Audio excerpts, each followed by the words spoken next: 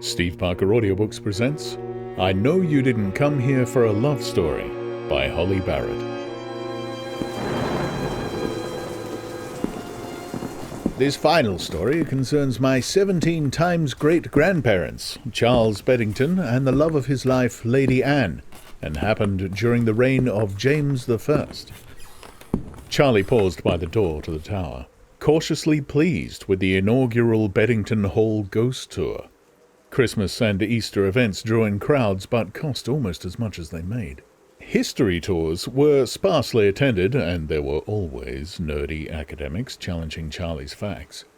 Sure, he worried about betraying his ancestors with the embellishments involved in the spooky spin on things, but it got people interested, and might just be the key to keeping the house in his family. Charles was his father's only child. His wife, Anne, was beautiful, kind, and adored by her household and husband alike. Charlie shone his torch at a portrait of a curly-wigged couple in 17th century clothes, then passed the light under his own face, hoping the audience would spot a resemblance. Sadly, by their late 30s, the couple still had no living children, and Anne was becoming increasingly unwell and unlikely to survive another pregnancy.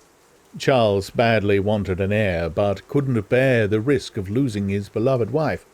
Desperate, he visited Eleanor Black, a local wise woman, or what some might call, Charlie paused dramatically, a witch. A few people giggled, not the reaction he'd planned.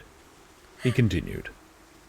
Charles crossed Mother Black's palm with silver, and she told him Anne would bear a son and live to see him grow, if Charles would build a tower with a window towards the setting sun. The lady should remain there throughout her confinement, visited only by Charles or Eleanor Black herself. If these instructions were not followed, Anne would become pregnant, but both she and the child would perish, the Beddington name and home lost forever. Building commenced immediately. Charlie reached into his pocket and positioned his thumb on the remote control. He opened the door, and everyone stomped up the staircase beyond. It was true, maybe not the ghost part, but the story of the West Tower was well documented. Charles and Anne were married for many years without children before she suddenly gave birth in middle age. The library held volumes of romantic poetry penned by Charles to his wife, showing a deep and touching love between them. There was no definitive evidence for the legend that the tower was built on the suggestion of a witch, but it was built around the right time. There was a baptism record for an Eleanor Black, although the dates seem to imply she was in her late 20s at the time of the prophecy, rather than the crone Charlie imagined. Lady Anne gave birth to a healthy boy, and lived a long time afterwards. Sadly, she did so alone. Just 4 weeks later, Charles was found dead at the bottom of these very stairs. Some say he fell. Some say he was defending his wife and son from an intruder. Others say it was a terrible price paid to Eleanor Black for her help.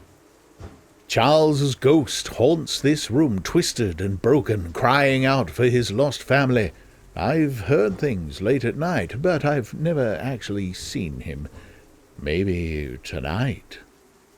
Charlie ushered everyone into the room and pressed the button on the remote. There was a flicker of light, as expected, except it was on the wrong wall. He'd screwed up somehow, and the ghost was materializing behind the tour group. Now he'd have to tell them to turn around, which was nowhere near as convincing as somebody spontaneously noticing it behind him. But this time he'd just have to go with it. A figure began to form, the outline smaller than he remembered. He was arranging his face into an expression of sorrow meets terror when one of the group pointed. Hey, is that the ghost?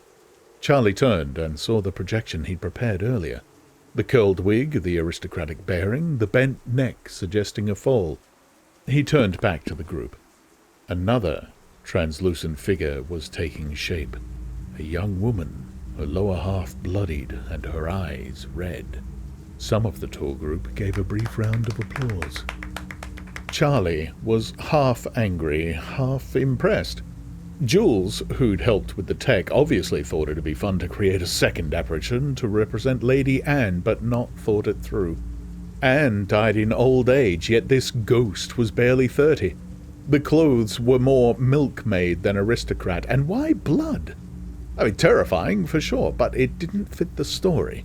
Also, there was no resemblance to the portrait, but, and this was a nice touch, there was a resemblance to Charlie himself. His own features were there, feminized, yet clear, the pointed chin, the unusually shaped eyebrows.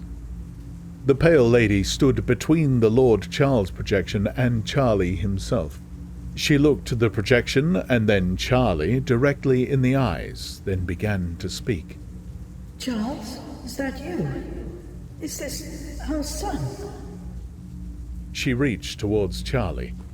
He stepped backwards, pressed against the wall, accidentally crushing the remote. The Lord Charles ghost disappeared. A sobbing male voice seemed to come from the very stones of the tower itself. Eleanor, I am so sorry, my love. You always had my heart. After I lost you, I was broken, but our son lived. And never blamed the babe. He lived. Our dynasty lives. Eleanor Black, dearly loved by a lord and forgiven by a lady, smiled at her 17 times great-grandson and vanished. Charlie rubbed his eyes and looked at the stunned tour group, certain that, if nothing else, he would save the ancestral home he loved, even if the ancestry wasn't quite what he'd imagined. "Remember to write a review," he said, regaining composure. "I know you came here for a ghost story, but I hope you left with a love story, too."